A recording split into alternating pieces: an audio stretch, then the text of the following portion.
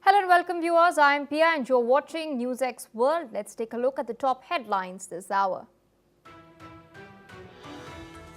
The Kremlin has rejected European proposals on possible security guarantees for Ukraine, insisting that any plan must exclude Western or NATO troops from Ukrainian soil. Moscow has also stated that it views ongoing public discussions on the issue as unhelpful. Moscow has downplayed prospects of an imminent peace summit, stating that any meeting between Presidents Putin and Zelensky must be well prepared in order to be effective. Spokesperson Dmitry Peskov has added that negotiators remain in contact, but no date for the talks has been set till now.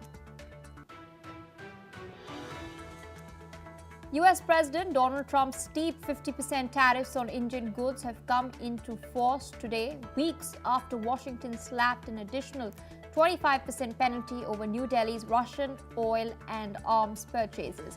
The move puts India among the world's most heavily targeted economies by Trump.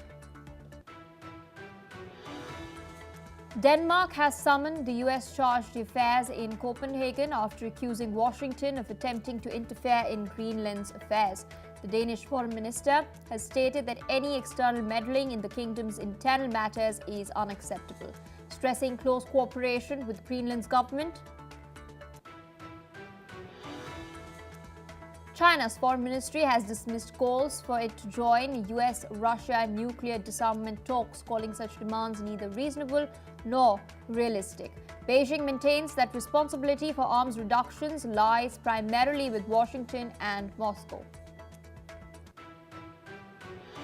The IDF claims that the double-tap strike on Al Nasser Hospital, which killed at least 20 people, was aimed at a camera positioned by Hamas. In response, Hamas has slammed this report as baseless. Tens of thousands of people have taken to the streets in Israel on the day of disruption. The families of hostages have staged protests in front of Israeli Prime Minister Benjamin Netanyahu's office. Meanwhile, Netanyahu emphasizes upon continued offensive in Gaza until the end of Hamas. US President Donald Trump is all set to chair a key meeting on Gaza at the White House later today. Meanwhile, Israeli Foreign Minister Gideon Saar will also be in Washington, and the discussion is touted to be focusing upon post-war plans in Gaza. All right, viewers, those were the headlines, and our top focus this hour. German Chancellor Friedrich Merz has called Russia the greatest long-term threat to Europe's security. His statement coincides with Germany's move to strengthen its national security framework. Today, the German cabinet approved the creation of a centralized National Security Council to improve coordination and planning. Chaired by Merz with key ministers as members, the council will replace previous security bodies and focus on both immediate threats and future risks as well. This reform follows Russia's 2022 war with Ukraine that is now in its third year, which exposed weaknesses in Germany's energy and defense policies after years of relative peace. In addition, the German cabinet has passed a bill to introduce voluntary military service, aiming to rebuild the country's armed forces. Joining us on the broadcast is Mr. Glenn Grant. He's a former advisor to the Ukrainian Defense Minister. He's joining us from Kiev. Thank you so much for taking our time speaking to us on NewsX World. Interesting developments coming in from Germany. For a long period of time, Germany was quite dependent upon Russia for its gas and energy sources. And now, of course, they're looking at transitioning away and changing their larger institutional framework as well. How do you view this step? Well, it's a welcome step because Germany has been running a bit hot and cold for the last months or so, in a way of sort of accepting that Russia's a problem and then pulling back from that line and then going forward again. And it's clear now with this chancellor that that Germany is taking the Russian threat seriously, which let's hope that more of the European countries actually take the same steps after this German lead. There's more news coming in as far as the war itself is concerned, and Russia's reaction has now come in. The Kremlin has expressed strong opposition to Western involvement in any future security guarantees for Ukraine. They've stated that efforts to find a peaceful resolution are important, but they are skeptical of any stance or direction of the Western-led peace efforts, especially with regards to any possible troops of NATO allies being on the ground in Ukraine. How do you react to them? Do you think that this is an excuse for the administration in Russia to not come to the negotiating table as Donald Trump had proposed a trilateral earlier? It's totally an excuse. I mean, I think that people have to understand that the idea of peace comes out of Witkoff's and Trump's desires to be seen for the sign of greatness for stopping the war.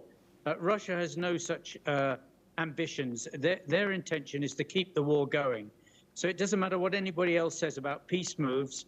Russia will just find a line to just keep the thing going in exactly the same way as it is now. So talking about no troops, well, that's expected, and they will continue to do this whilst they're fighting and whilst they feel that they're winning. What is Ukraine's priority at this point? To survive, I think. I think that'd be the best way, to make sure that they keep America engaged, because they still do need weapons from America, like Patriot, even if Europe is paying for those weapons. There are still things that America has got that Ukraine needs. So that's their first thing, is to keep America in. And you can see them doing this with all their actions, all Zelensky's words and actions. And then secondly, to keep on side with the Europeans, and to make sure that what comes out of Europe is what is actually needed. But there's a long way to go in this war yet, unless Russia collapses, and it could collapse, because it's suffering a bit at the moment, financially and with oil and gas. So do not be surprised if something dramatic happens really quickly in this regard.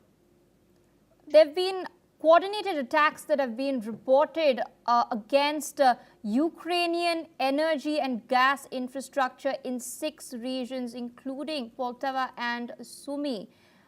This, of course, is disrupting power and gas supplies. It is civilian infrastructure in Ukraine that is being targeted. Yet, not much is being said about it, about civilian infrastructure in particular. Trump is meanwhile focusing on gaining these defense deals, but remains mum on such acts. Why so? Well, because he's a man who just thinks in terms of money and gain for himself. He's not concerned about Ukraine. I don't care what he says. That his actions prove otherwise. He's had plenty of opportunity to help Ukraine in many, many ways. And what's he doing now? Saying we'll give no more money to Ukraine. That is not the sign of an honest man. I'm sorry. Well, maybe you could say he is honest in his own way.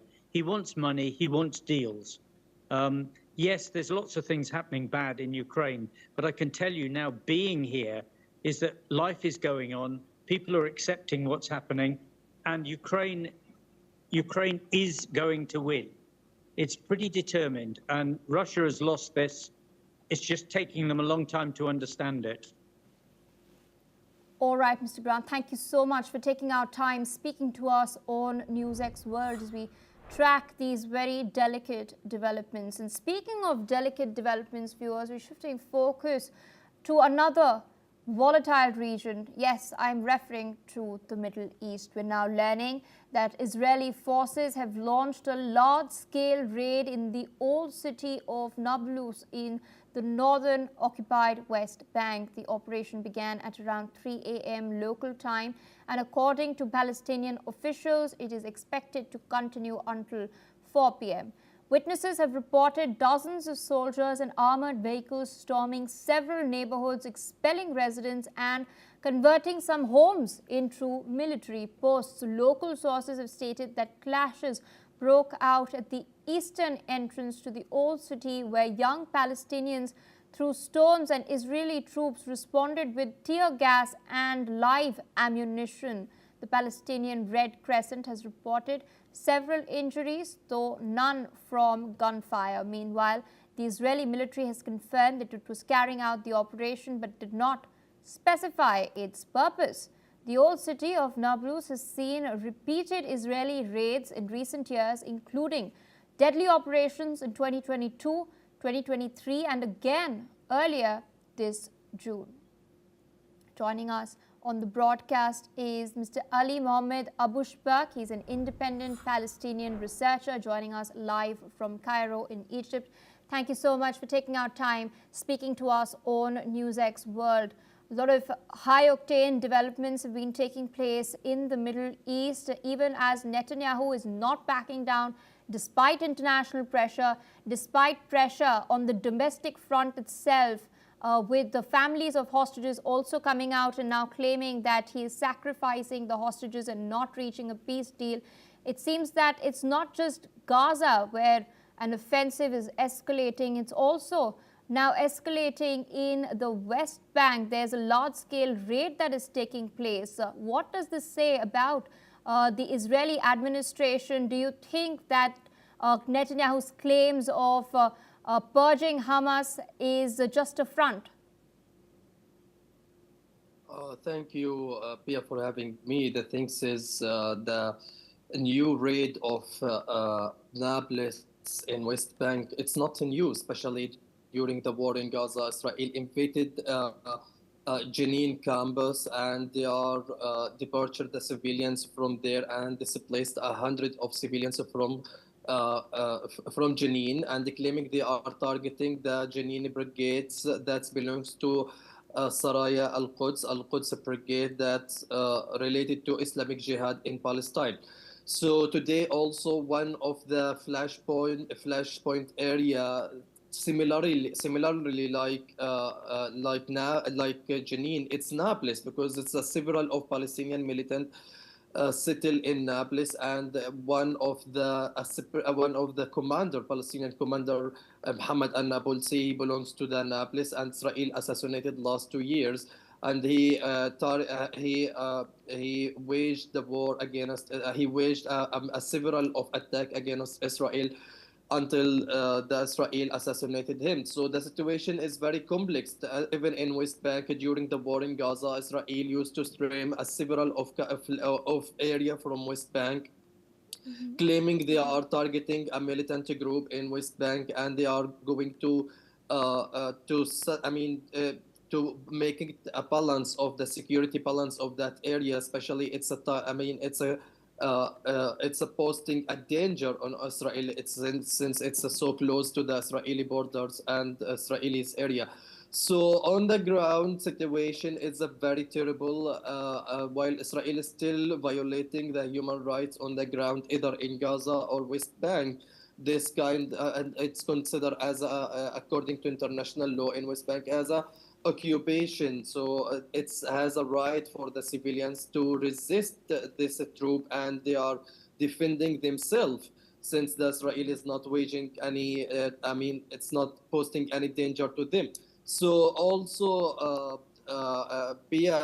according to United Nations report that several of Palestinians have around a Palestinian around 900 Palestinians have been killed since October, and several more than 24,000 civilian homes got demolished and destroyed, and a right for the settler in West Bank. So this is a huge number considered as a violating for a human right and the violating of the international law.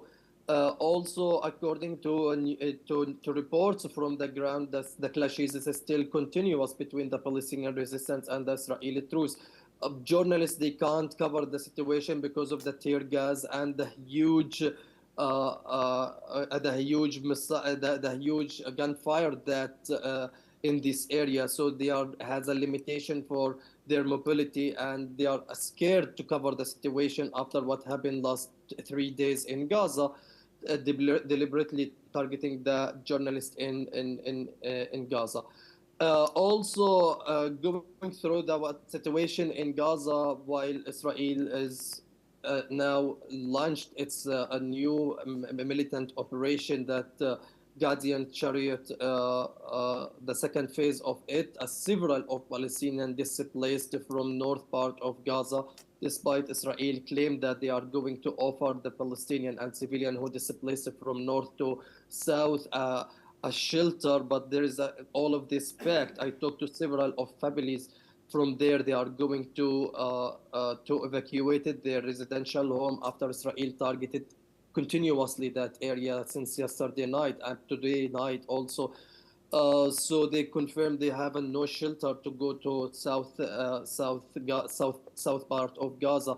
So that's created that's increased the humanitarian crisis in Gaza, and it's make it more terrible. Especially they are suffering from malnutrition, and they are suffering from the starvation. As several of civilians, they can't have any power and ability to move from north to south by their feet. It's making the situation more incredible and beyond the imagination. On the ground in Gaza City, people and civilians, they are suffering from the continuous bombardment. Israel use a new weapons and the new tools in attacking the residential unity in Jabalia and in Beit Hanun, as well as in Beit Lahia. They are using the suicide report that randomly targeting the homes and residential unit and leaving the area with a mass destruction and a mass demolition as a civic defense. They can't reach to that area because of Israel continuous targeting that area, and no doubt about that. Ultimately, it's still bombardment that area and targeting that area. So among of these things, also worth mentioning that Pina, that Paya, there is a still negotiation between the Israeli commander with regard the operation in Gaza, and with regard it's meaningless. Several of Israeli commander, they are disagree of this operation and killing several of Israeli soldiers in Gaza, and they consider it as a death trap for their army. So among of these things, Benjamin Netanyahu, he still insists to invade Gaza and departure the civilians from Gaza, either city or strip as well, because there is a several of report confirmed that the plan of Benjamin Netanyahu is departure the civilians from Gaza Strip to other land. And we have seen the South Sudan's ambassador when he came and discussed about accepting a Palestinian refugee there. So among of this atmosphere, the situation is more complex today.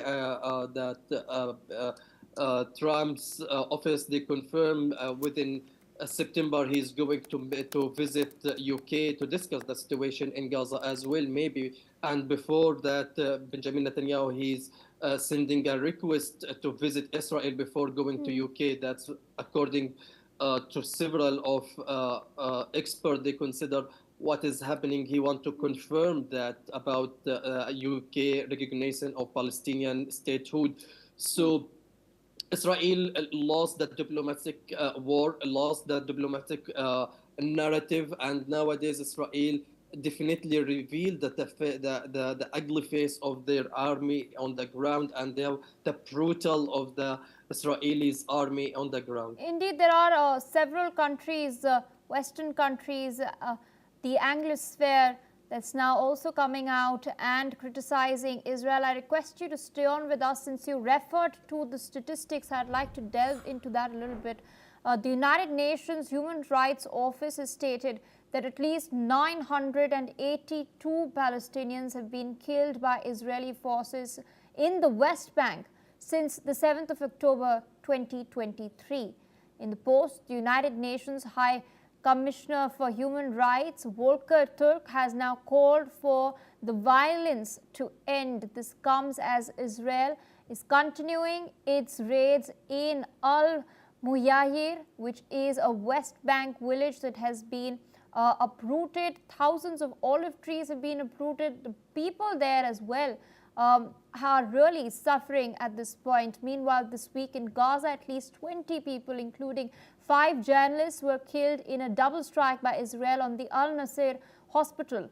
UN Secretary General Antonio Guterres has strongly condemned the strikes, and since the war started on the 7th of October in 2023, over 60,000 Palestinians have been killed in Gaza. Still with us on the broadcast is Ali Mohammed Abushbak.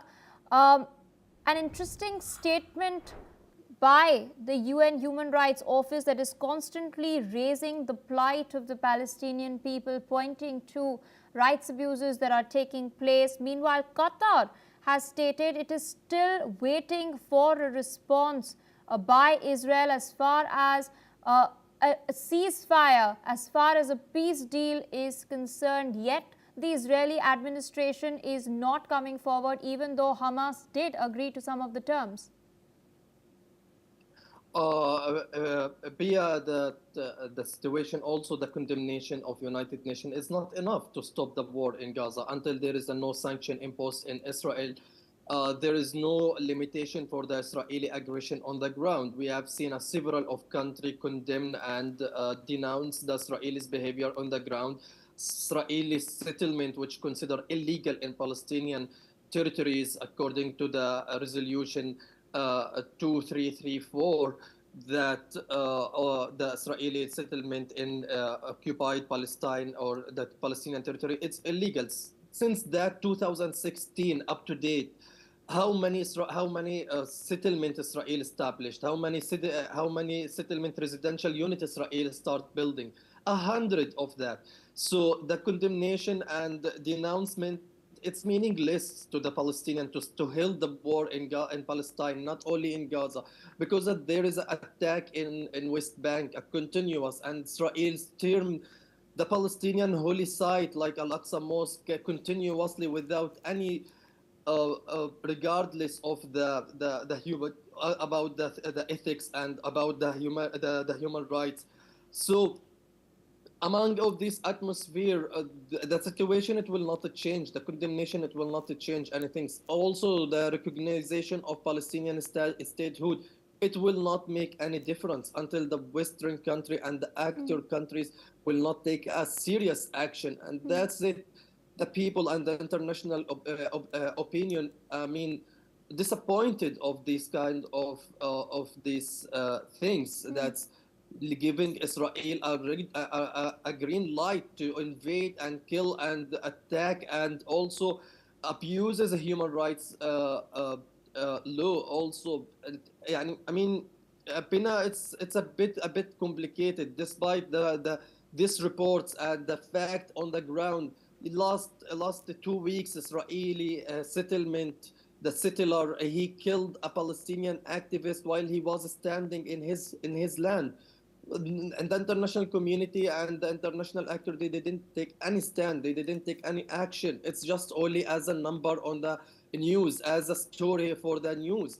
Nothing have been changed. Continuously, Israeli settler, they are storming the Palestinians' land in West Bank. They are confronted with the Palestinian, and the clashes happen between both of them without any limitation, without any red lines, or without any prohibited for this kind of Indeed, and settler. only statements are coming through. Real action, real change is at the UN level at least is mostly possible through the UNSC mechanism, of which we know that the United States has a veto. I would like to thank you, Mr. Abushbak, for taking our time, sitting with us on NewsX World. Meanwhile, viewers, we're shifting focus to what's transpiring within France. We're now learning that French President Emmanuel Macron has expressed his complete backing for Prime Minister Bayrou, who has called for a high-stakes confidence vote in a divided parliament next month. During a cabinet meeting, Macron also called on France's political parties to act responsibly. The French Prime Minister is battling to save his minority government as his government is looking at increasingly likely to be ousted next month, as three of the main opposition parties stated that they would not support him in the confidence vote, which he announced for the 8th of September over his plans for sweeping budget cuts. Now, any decision to dissolve the parliament must be made by French President Emmanuel Macron, and reports indicate that 51% people believe that Macron will not dissolve this parliament. Joining us on the broadcast at this point in time is Dr. Satoru Nagao. He's a fellow of the Hudson Institute, joining us live from Tokyo in Japan. Thank you so much for waiting rather patiently. Interesting developments taking place as far as French domestic politics is concerned. There are a lot of fissures between the different parties, between the minority government and the three main opposition parties as far as the budget cuts are concerned. The final decision, of course, rests with Macron, even though a confidence vote will take place. Do you think Macron, now that he has expressed his complete backing, do you think this is a message to the other parties as well, a week before, more than about 10 days before this vote is supposed to take place? French president system, the president is same, but the parliament can move. So that's why a little complicated compared with parliament system like India or Japan or other countries. So that's why when the parliament's power balance has changed, still the president is same. So that's why it has happened.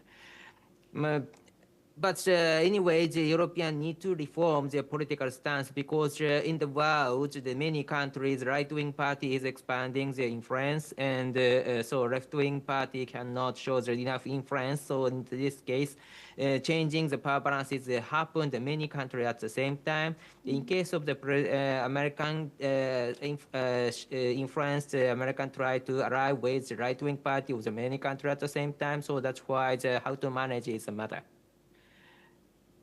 All right, sir. Yeah. All right, sir. I request you to stay on with us. You've been speaking about political parties with a right-wing tilt, and we're shifting focus to the UK. Now, we're learning that the leader of the Reform Party of the United Kingdom, Nigel Farage, has now been branded as disastrous and damaging by Scottish National Party. These comments from the SNP politicians come in response to his policies on immigration and his broader political agenda. Farage had earlier called for the deportation of migrants, about 600,000 migrants, and to stop the arrival of migrant boats. He had referred to the arrival of migrants, of asylum seekers, to the United Kingdom as invasion. Responding to that, SNP's Foreign Affairs spokesperson Stephen Gettys has called Farage an extraordinarily, damaging politician. He's been accused by the SNP of sowing divisive rhetoric into the Scottish political domain. He's been rallying support for his anti-immigration policies. Let's in fact listen in to what he had to say. We will stop the boats is by detaining and deporting absolutely anyone that comes via that route. And if we do that, the boats will stop coming within days, because there will be no incentive to pay a trafficker to get into this country. And unless we start deporting people, I predicted this would turn into, and yes, I use the word, invasion. But 180,000 people later, what other word could possibly describe what has been going on? It is an invasion, as these young men illegally break into our country. All right, there, of course, you've heard what he had to say. Meanwhile, joining us on the broadcast is Dr. Satoru Nagao. Thank you so much for your patience. We've, of course, heard what Nigel Farage has had to say, especially with regards to his vow for removing asylum seekers, terming them as invaders. As you've mentioned, we have been seeing this growing tilt towards the right wing in a lot of parties in Europe, especially with regards to immigration, taking a leaf out of Donald Trump's MAGA book. What do you make of these promises? Do you think the Reform Party has any chance? Because so far it's the Tories and the party currently in power in the United Kingdom, the Labour Party, that primarily holds the vote share. Do you think these promises that have been made by Farage will now be successful in propelling his political career? Yes, in case of the Reform UK, right-wing party, the people believe that is only the 5 or 6 or the 650, the UK lower house parliament. So that's why in the central government this is small. Despite this, this Reform UK is quite attractive because many elections in the local parliament election or other elections, they are rising, they are increasing the number. Even if the 5 in the 650, still it has, because originally it has only 1, so now the 5 seat is 5 times bigger, so they are rising.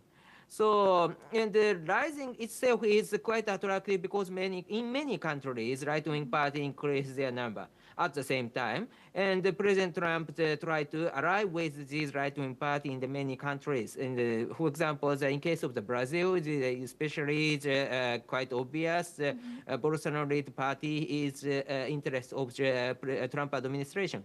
So that's why in case of the United Kingdom, Reform UK, they quite arrive with Trump administration. So this increasing number of increasing influence of this Reform UK is quite attractive and interesting move in the changing the power balance in the parliament in Europe and the United States. All right, Dr. Nagar, thank you so much for joining us live as we discuss these very crucial developments from Europe. Well, viewers, that's all we'd have for now due to paucity of time. More news and updates on the other side. Stay tuned on NewsX World.